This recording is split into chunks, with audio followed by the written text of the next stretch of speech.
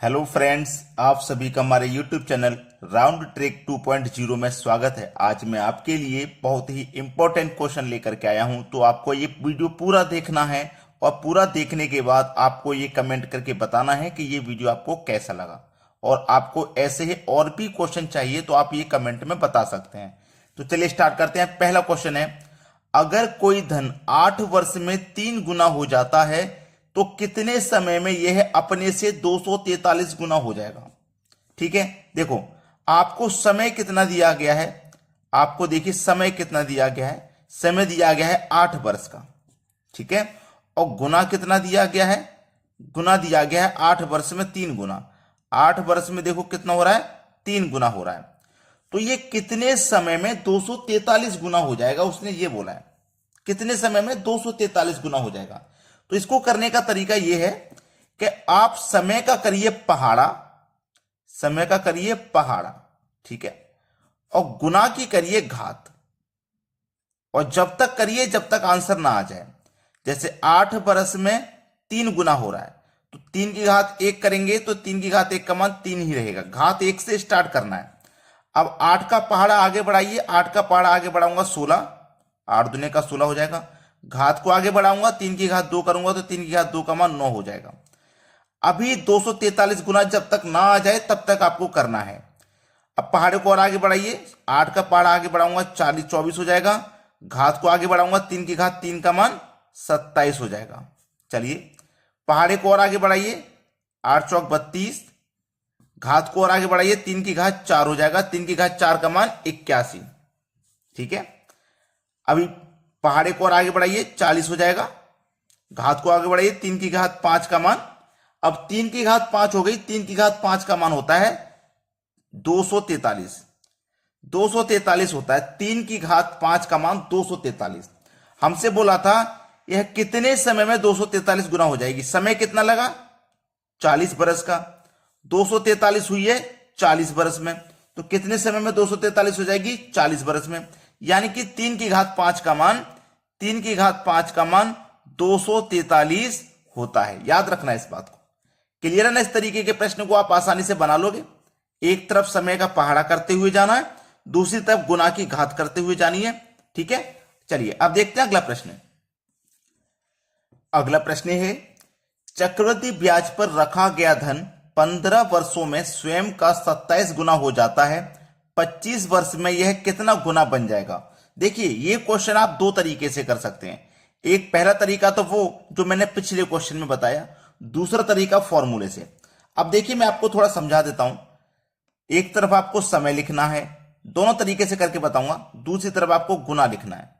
मैंने आपको बताया था कि समय का करते हैं पहाड़ा और गुना की करते हैं घात, ये मैंने आपको बताया था। अब प्रश्न में यह दिया गया कि 15 वर्षों में स्वयं का 27 गुना हो रही है। ठीक है, 15 वर्ष में 27 गुना। तो देखिए 15 वर्ष में 27 गुना हो रही है, तो मैं यहां लिखता हूं 15 वर्ष में 27 गुना। ठीक है, 27 गुना हो रही है। चलिए मैं इस 15 को 5 से स्टार्ट करूं, जैसे 5 समय 5 वर्ष का, तो 5 में कितना हो जाएगा, 3 गुना। 3 की घात 1 का मतलब 3। फिर 5 के पहाड़े को आगे बढ़ाऊंगा 10 गुना, भाई 10 बरस हो जाएगा। और घात को आगे बढ़ाऊंगा, 3 की घात 2 का मान 9।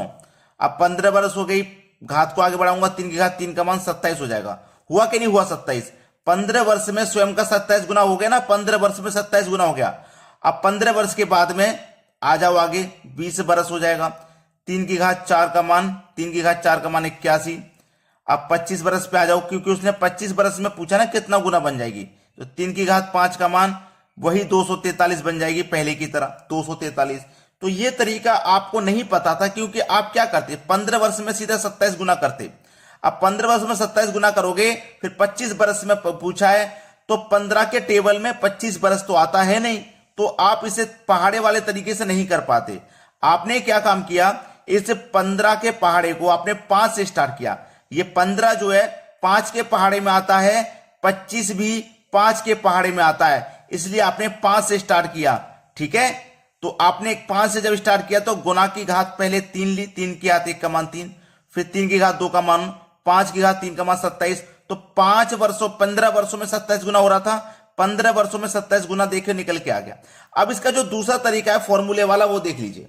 ठीक है, फॉर्मूला होता है N two equal to N की होल पावर टाइम 2 बटे में टाइम 1। ठीक है, चलिए एन टू बराबर एन कितना है, यहां पे एन का मान आपको दिया गया है 27, स्वयं का कितना हो रहा है 27 गुना, तो यहां पे आप 27 लिखोगे। फॉर्मूले से कर रहे हैं आप। टाइम टू आपका 25 बरस है और टाइम 1 आपका 15 बरस है। 5 से 5 बार में, 5 से 3 बार में कटेगा। एन टू बराबर 27 को आप क्या लिख सकते हो, 3 की पावर 3 लिख सकते हो। ठीक है, 3 की पावर 3 का मान 27 और ये क्या हो जाएगा 5 बटे 3, 3 से 3 कट गया।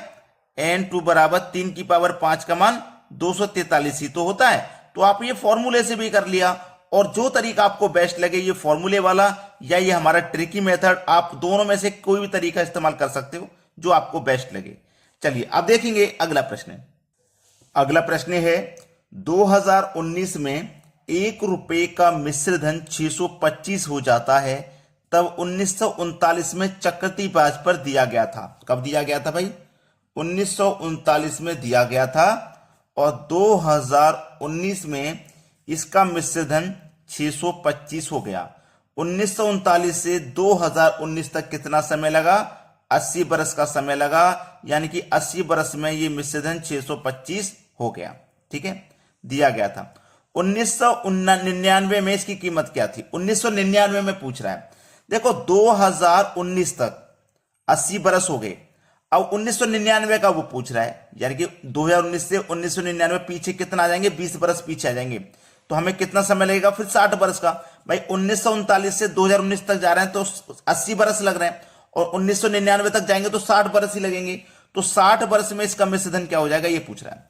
80 बरस में तो 625 रुपए हो रहे हैं, 60 बरस में क्या होगा ये पूछा है।